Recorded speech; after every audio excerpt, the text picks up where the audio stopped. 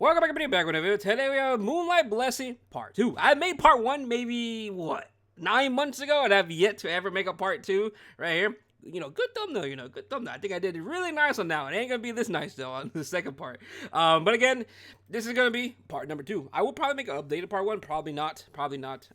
Just because it's pretty simple. I think Arbiter Village is just so miles ahead of everybody. There's no debate, no matter what. So now let's talk about Moonlight Blessing Part 2. Obviously, Part 2, you will unlock it after you do some Moonlight Theaters. Of course, you have to do the first 2 chapters or so in the first Moonlight Theater, and then you will unlock your Blessing Part number 2. So DDR is also going to be in S tier. I think he's by himself in S tier. He is just miles ahead of everybody else, in my opinion. C. Lilius, I think originally I had her in B tier, but I think she is A tier now, mainly because of Hua Young.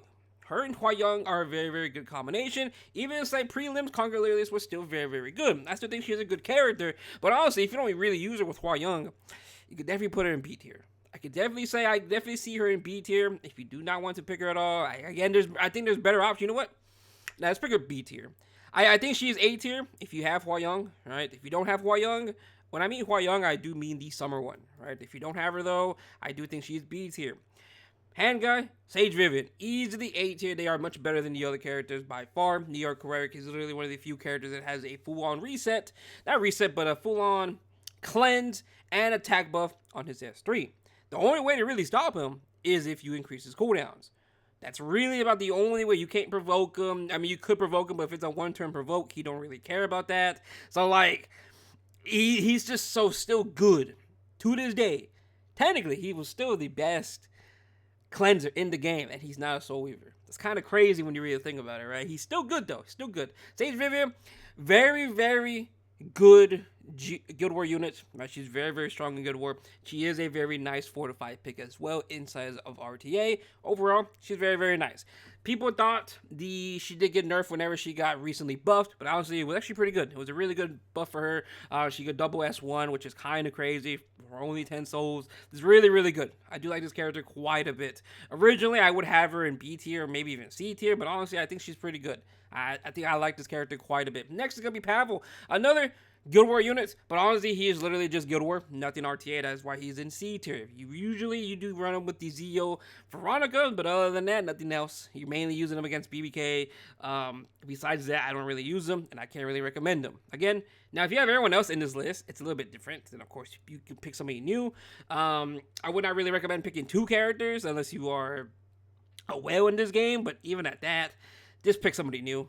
Right. If you have DDR already, just go down to A tier. If you have the units in A tier, go down to B tier, right? And then lastly, Remnant Violet. Now, obviously, Remnant Violet, same situation as Pavel.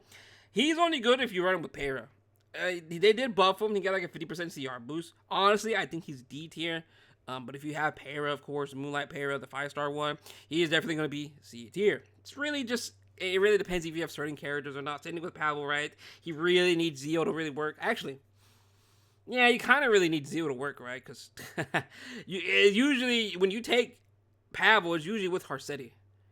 And you need Zio to go first if you don't have Harsetti, right? So that's pretty much self-explanatory for those 2 units. Pavel, only really good if you have Zio. Remnant Violet, really only good if you have Para. Conquer Lilius, only really good if you have Hua Young. You see where we're going here, but honestly, Conquer Lilius is still probably good in RTA. Like, it's really not that bad. I saw so many Conquer Lilius inside prelims. Now, of course, we don't have prelims for sure, guaranteed no more. So I haven't played that much on the ladder recently, so I can't really say on Conquer Lilius RTA usage. But with her and Hua Young, it's kind of crazy. It really is. But again, this is Blessing Part 2. If you have any questions, let me know down below, and peace out.